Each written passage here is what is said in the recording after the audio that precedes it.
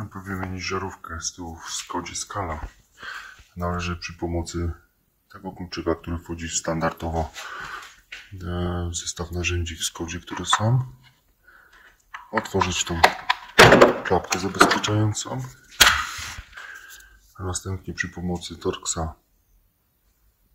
T20, taka gwiazda, odkręcić te dwie śruby. Po odkręceniu reflektor sam. Reflektor jest tutaj na dwóch takich uchwytach ułożony. Wyciągamy teraz wtyczkę.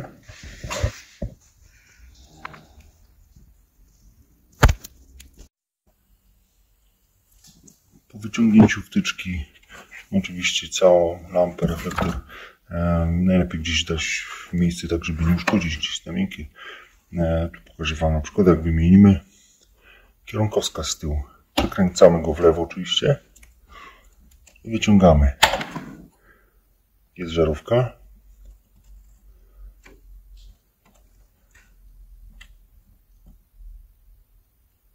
Można dać nową.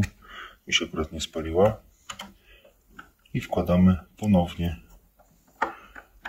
w ten sam sposób, jaki wyciągaliśmy, i zakręcamy ją. Jeśli jest zakręcona, jest taka skala, gdzie powinno być to pionowo do góry.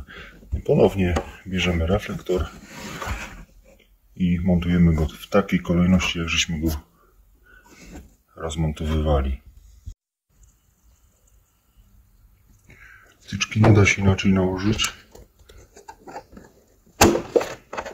że właśnie w ten sposób.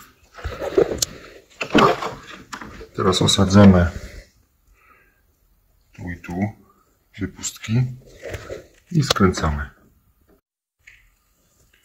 Po dobrym zamontowaniu reflektora, rampy, tę pokrywę też trzeba odpowiednio nałożyć,